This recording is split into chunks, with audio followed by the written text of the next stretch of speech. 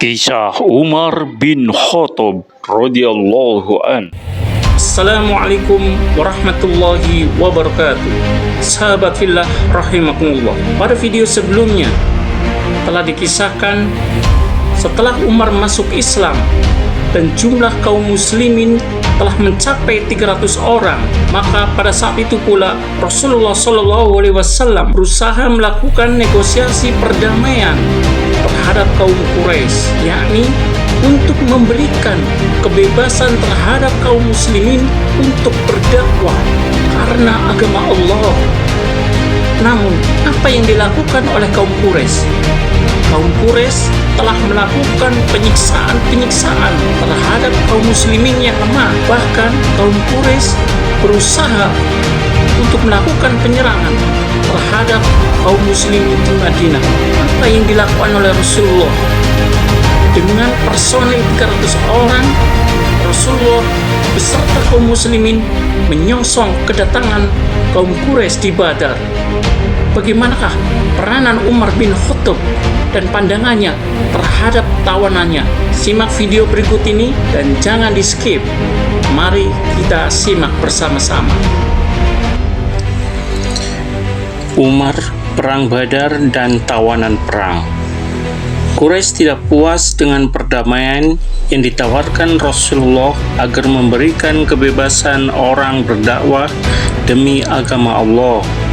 Mereka bahkan tetap memperlihatkan permusuhan kepadanya dan pada sahabat-sahabatnya. Tak kala Rasulullah dengan kekuatan 300 muslimin keluar menyongsong mereka di Badar, dan dia tahu bahwa di pihak Mekah yang datang dengan kekuatan lebih dari 1000 orang. Ia bermusyawarah dengan sahabat-sahabatnya akan tetap menghadapi perang dengan mereka atau kembali ke Madinah. Umar dan Abu Bakar menyarankan lebih baik mereka dihadapi. Setelah pertempuran dimulai dan perang pun berkobar, korban pertama di pihak muslimin adalah Mihjah, bekas budak Umar bin Khattab. Di tengah-tengah pertempuran itu, Umar pun sempat membunuh saudara ibunya, Al-As bin Hisham. Disebutkan bahwa ketika itu Umar bertemu dengan Sa'id, anak Al-As, maka katanya, "Saya lihat Anda seperti menyimpan sesuatu dalam hati Anda. Saya lihat Anda mengira saya sudah membunuh ayah Anda. Kalaupun saya bunuh dia, tidak perlu saya minta maaf kepada Anda. Sebab yang saya bunuh paman saya, saudara ibu saya, Al-As bin Hisham bin Al-Mughirah. Tentang bapak Anda, ketika saya melewatinya, ia sedang mencari-cari sesuatu seperti lembu mencari tanduknya. Saya menghindar darinya. Lalu ia mendatangi Ulayya, sepupunya, maka dibunuhnya dia." Kata-kata yang diucapkan Umar ini merupakan yang pertama kali dikutip tentang dia dalam perang ini. Perang yang telah membentuk sejarah Islam dan sejarah dunia ke dalam bentuk baru. Perang ini melukiskan pengaruh yang ditanam Islam ke dalam diri Umar dengan sangat jelas sekali. Demi agama ini, orang harus menganggap segala sesuatu itu ada artinya.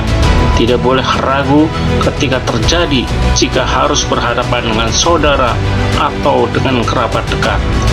Ia mempersembahkan hidupnya untuk Allah dan di jalan Allah. Dengan pertimbangan apapun, ia tak boleh ragu dalam membela agama Allah. Muslimin menawan 70 orang Quraisy, kebanyakan pemimpin-pemimpin dan orang-orang berpengaruh di kalangan mereka. Umar bin Khattab termasuk orang yang paling keras ingin membunuh para tawanan itu. Tetapi para tawanan itu masih ingin hidup dengan jalan penebusan. Mereka mengutus orang kepada Abu Bakar agar membicarakan dengan Rasulullah untuk bermurah hati kepada mereka, dan mereka bersedia membayar tebusan. Abu Bakar berjanji akan berusaha, tetapi karena mereka khawatir Umar akan mempersulit keadaan, mereka juga mengutus orang kepada Umar dengan pesan seperti kepada Abu Bakar. Tapi Umar menatap mereka penuh curiga. Abu Bakar datang menemui Rasulullah dengan permintaan agar bermurah hati kepada para tawanan perang itu atau menerima tebusan dari mereka, yang berarti dengan demikian akan memperkuat muslimin. Tapi Umar tetap keras dan tegar. Rasulullah, katanya, mereka musuh-musuh Allah. Dulu mereka mendustakan, memerangi dan mengusir Rasulullah. Penggal sajalah leher mereka. Mereka inilah biang orang-orang kafir, pemuka-pemuka orang sesat. Allah sudah menghina kaum musyrik itu dengan Islam. Dalam hal ini Rasulullah bermusyawarah dengan muslimin dan berakhir dengan menerima tebusan, dan Nabi membebaskan mereka. Tetapi tak lama sesudah itu datang wahyu dengan firman Allah, "Makana linabiyyin ayyakuna lahu asra hatta tushhina fil ardi turiduna aradud dunya wallahu yuridul akhirah wallahu azizun hakim." Tidak sepatutnya seorang nabi akan mempunyai tawanan-tawanan perang sebelum ia selesai berjuang di dunia. Kamu menghendaki harta benda dunia, Allah menghendaki akhirat. Allah Maha Kuasa, Maha Bijaksana. Quran surat ke-8 ayat 67. Begitulah Umar memberikan pendapatnya sekitar peristiwa Badar, seolah-olah sudah melihat peristiwa itu sebelum terjadi, seperti halnya dengan soal adzan untuk sholat.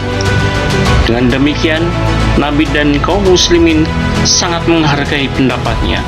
Kedudukannya makin tinggi di samping Nabi dan di kalangan kaum muslimin umumnya. Sekarang datang Mikros bin Hafiz hendak menebus Suhail bin Amr. Suhail ini adalah seorang orator ulung. Melihat Mikros melakukan tebusan, cepat-cepat Umar menemui Rasulullah seraya berkata, "Izinkan saya mencabut 2 gigi seri Suhail bin Amr ini, supaya lidahnya menjulur keluar dan tidak lagi berpidato mencerca Anda di mana-mana." Tetapi Rasulullah menjawab, "Fayumassalullahu bi wa in kuntu nabiyya."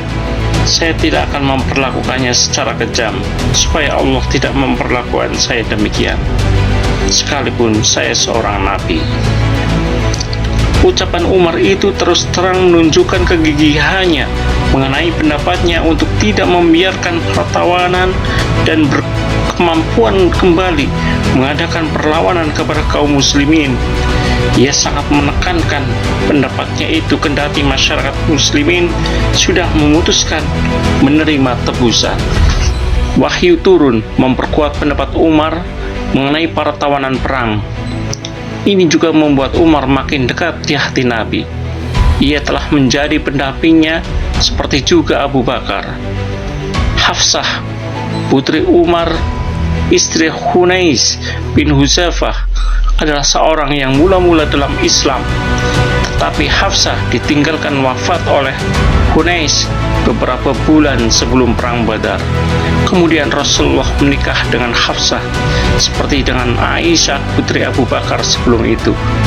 Pertalian semenda ini semakin memperkuat hubungan Nabi dengan Umar, sehingga dengan demikian lebih memudahkan Umar sering datang menemui Nabi seperti juga Abu Bakar. Umar dalam perang Uhud. Tahun berikutnya, cepat-cepat Quraisy mengadakan persiapan untuk melakukan balas dendam terhadap kekalahan di Badar. Para sahabat menyarankan kepada Rasulullah untuk keluar menyongsong musuh di Uhud, di luar kota Madinah. Rasulullah masuk ke rumahnya, disusul oleh Abu Bakar dan Umar, yang kemudian mengenakan ikat kepala dan baju besinya. Dengan menyandang pedang, ia berangkat bersama sahabat-sahabatnya hendak menghadapi musuh. Sampai menjelang tengah hari, pasukan muslimin di pihaknya menang. Tetapi kemudian keadaan berbalik menimpa mereka tak kala pasukan pemanah melanggar perintah Rasulullah. Mereka turun dari markas mereka di atas bukit, ikut yang lain memperebutkan rampasan perang.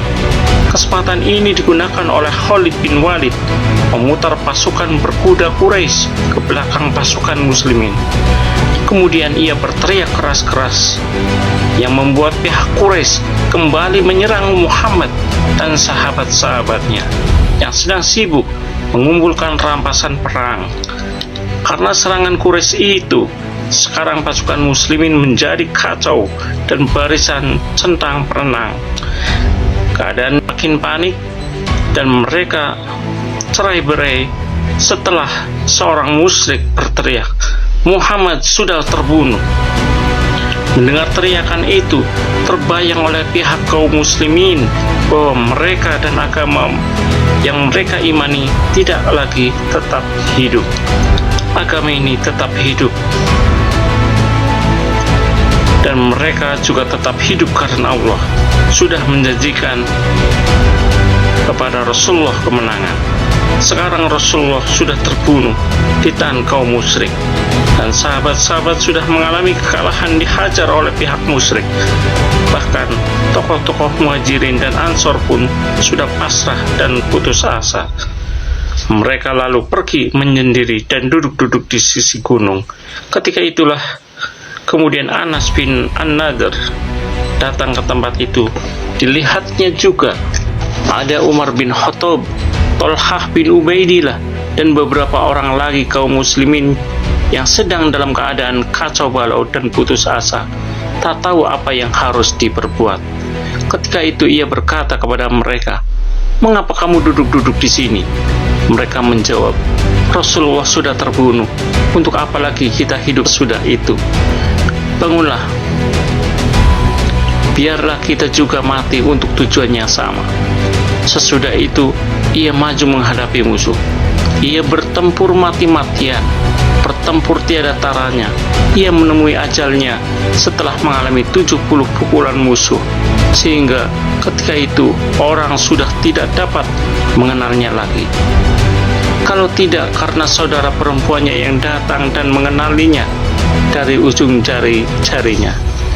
Tetapi setelah kemudian muslimin tahu bahwa Rasulullah masih hidup, keimanan mereka kembali menggugah mereka, bahkan bahwa Allah akan menolong Rasulullah. Abu Bakar, Umar, Ali bin Abi Thalib, Az-Zubair bin Al-Awwam, dan yang lainnya bergegas melindunginya.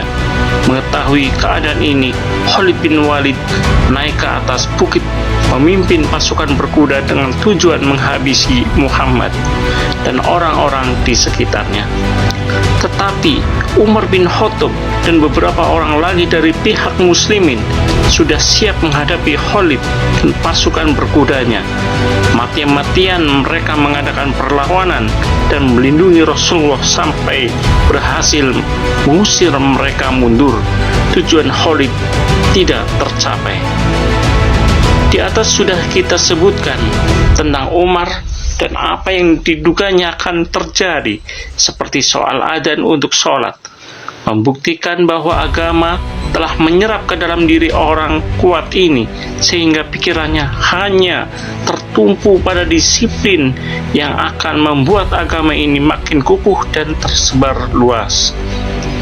Sikap Umar terhadap tawanan perang Badar dan wahyu yang kemudian turun memperkuat pendapatnya, serta sikapnya menghadapi Khalid bin Walid sebelum menyergap Nabi dan orang-orang di sekitarnya.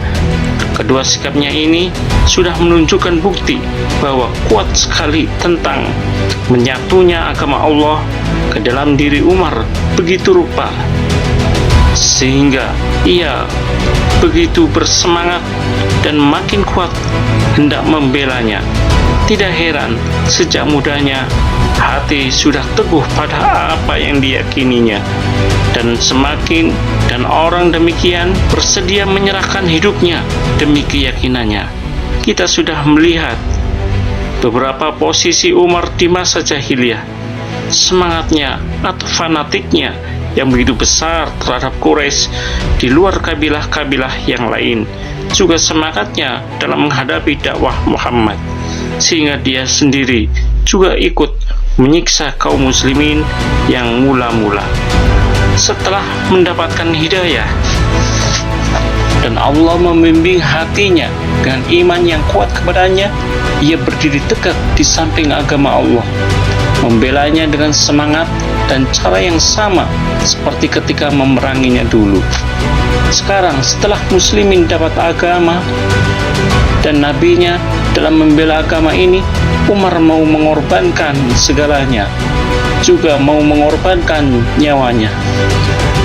Rasa putus asa yang sempat menimpanya dan menimpa muslimin yang lainnya, tak kala pihak Quraisy mengatakan Nabi sudah meninggal, menjadi sebagian rasa semangatnya terhadap agama ini, sehingga rasa sedihnya itu membuatnya lepas dari ketajaman pikirannya. Tetapi setelah diketahuinya bahwa Rasulullah masih hidup, ia tampil menyerahkan seluruh hidupnya demi imannya itu. Dan Allah memberikan kemenangan kepadanya melawan Jenderal Jenius yang sangat dibanggakan Quraisy itu, dan telah memberi keuntungan kepada mereka dalam perang Uhud. Tetapi iman dan semangat Umar terhadap imannya tak dapat menahan kebanggaan dirinya, tak dapat menahan kepercayaannya kepada pendapatnya di depan Rasulullah sendiri. Dalam membanggakan pendapatnya, Umar termasuk orang yang paling kuat alasannya di kalangan kaum muslimin dan paling menonjol. Memang benar bahwa muslimin semuanya tidak mengenal lemah, dan ada yang menyampaikan pendapatnya kepada Rasulullah dan berdebat untuk mempertahankan pendapatnya, atau menyaksikan atau meyakinkan lawan bicaranya, yang memang sudah menjadi ciri khas orang-orang yang berpendirian kuat di masa revolusi. Karena dengan itu mereka ingin pendirian yang menjadi cita-citanya menjadi tujuan. Tetapi Umar yang paling berterus terang dan paling pemberani, tanpa mengurangi cintanya kepada Rasulullah serta kuatnya iman akan risalahnya, ia mau menyampaikan pendapatnya di depan Rasulullah dan mau mempertahankannya. Sudah kita lihat sikapnya mengenai tawanan perang Badar, bagaimana ia meminta izin akan mencabut 2 gigi seri Suhail bin Amr sesudah muslimin menerima tebusan para tawanan itu. Dan kelak kita akan melihat sikap demikian ini dalam persahabatan jalan Rasulullah dan pada masa pemerintahan Abu Bakar.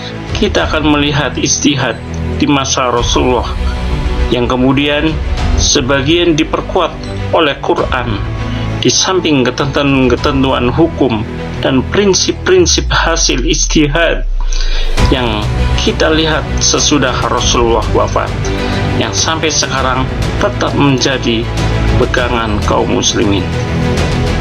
Setelah Rasulullah selesai menghadapi perang dengan Banu Mustalik, ada 2 orang dari kalangan muslimin yang bertengkar, yang memperebutkan mata air, yang seorang dari kalangan muhajirin dan yang seorang lagi dari Ansor. Yang dari muhajirin berteriak, "Saudara-saudara muhajirin!" Dibalas oleh Ansor, "Saudara-saudara Ansor!"